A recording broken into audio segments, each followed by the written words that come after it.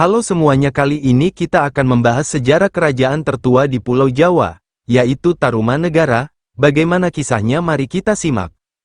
Tarumanegara merupakan kerajaan tertua di Pulau Jawa dan kedua tertua di Nusantara, setelah Kutai Martapura. Dengan corak agama Hindu, kerajaan ini berdiri sekitar abad ke-4 Masehi. Letak kerajaan Tarumanegara berada di tepi Sungai Citarum, Jawa Barat. Terdapat beberapa versi mengenai sejarah Tarumanegara. Pertama, versi yang hanya mengacu pada prasasti.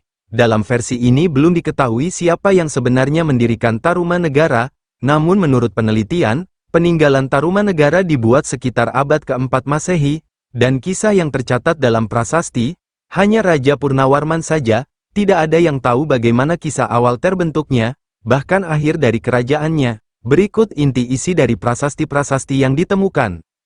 Prasasti Ciaretem berisi telapak kaki Purnawarman, yang menandakan wilayah kekuasaan Tarumanegara mencakup Sungai Cisadane dan Ciaruten. Prasasti Tugu berisi proses penggalian Sungai Candrabaga dan Gomati yang berfungsi untuk mengatasi banjir. Prasasti Jambu berisi pujian kepada Purnawarman, yang dianggap sebagai Dewa Indra. Prasasti Kebon Kopi berisi bentuk kaki gajah yang dianggap sebagai hewan tunggangan Purnawarman. Gajah tersebut dinamai Airawata seperti gajah perang Dewa Indra. Prasasti Cidang Hyang berisi pujian kepada Purnawarman sebagai raja dari Tarumanegara. Jadi tidak ada sumber prasasti yang menceritakan raja-raja lain. Namun di masa Purnawarman wilayah Tarumanegara sangat luas. Ia juga memberikan persembahan 1000 ekor lembu untuk memperingati penggalian Sungai Gomati dan Candrabraga, sehingga tidak heran dalam naskah Wangsakerta dinobatkan sebagai raja terbaik Tarumanegara. Itulah kisah versi pertama dari kerajaan Tarumanegara. Selanjutnya versi kedua Tarumanegara, versi ini diambil dari naskah Wangsakerta. Apa itu naskah Wangsakerta? Naskah Wangsakerta adalah sekumpulan naskah yang diklaim, disusun, oleh sebuah panitia yang dipimpin oleh Pangeran Wangsakerta dari Cirebon. Namun naskah ini masih menjadi kontroversi, dan banyak sejarawan meragukan keaslian dari ceritanya, karena kurangnya dukungan dari sumber primer. Dalam versi ini Tarumanegara merupakan kerajaan bercorak Hindu dan berdiri pada abad ke-4 Masehi, letaknya juga berada di daerah Citarum.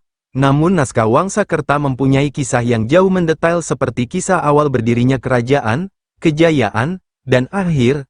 Bahkan Wangsakerta menuliskan 12 raja yang berkuasa selama kerajaan ini eksis, seperti yang saya tampilkan pada layar. Nah, Raja Purnawarman yang kita bicarakan di versi pertama, merupakan raja ketiga dalam naskah Wangsakerta. Menurut naskah ini pendiri kerajaan bukanlah asli orang Nusantara, melainkan Maharesi yang datang dari India, yang disebut Jayasingawarman. Setelah menjadi seorang petapa, ia kembali menjadi raja di Salankayana, India, dan memberikan tampuk kekuasaan kepada anaknya, Raja Dharmayawarman.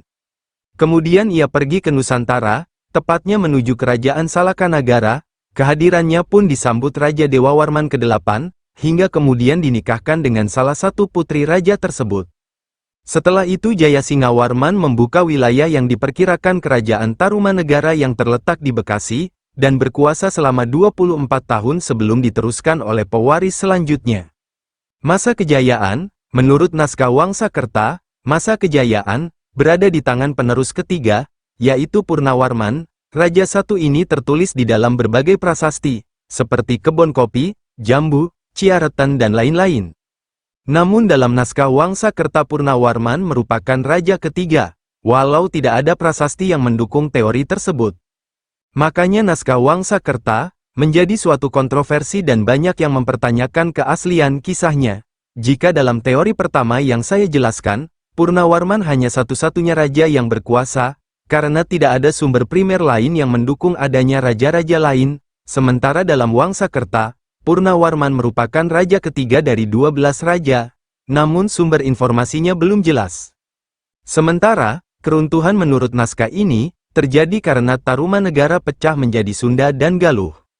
Galuh saat itu berada di dekat wilayah Cirebon, dan memilih berpisah dari Tarumanegara, sementara penerus Linggawarman, atau raja terakhir, justru memilih mengubah kerajaannya menjadi Sunda. Berakhirnya kerajaan Tarumanegara ditandai dengan kemunculan dua kerajaan ini, Galuh dan Sunda, yang kemudian menjadi kerajaan terbesar di Jawa Barat pada masanya. Namun akhir-akhir ini ada teori baru, yang menyatakan bahwa, bisa saja keruntuhan Tarumanegara, disebabkan karena serangan dari kerajaan Sriwijaya. Serangan ini diperkirakan terjadi di tahun 650 Masehi, terlihat dari isi prasasti kotak kapur yang menyebut, Dapunta Hyang Srijaya Nasa atau Raja Sriwijaya saat itu, melancarkan serangan terhadap bumi Jawa. Hal itu dikarenakan kerajaan tersebut tak mau tunduk kepada Sriwijaya. Serangan ini terjadi dan diperkirakan, bersamaan dengan keruntuhan Tarumanegara di akhir abad ke-7 Masehi. Nah guys, itulah sejarah dari kerajaan Tarumanegara. Jadi gimana? Apakah kalian mendukung versi pertama atau kedua? Like, komen dan subscribe.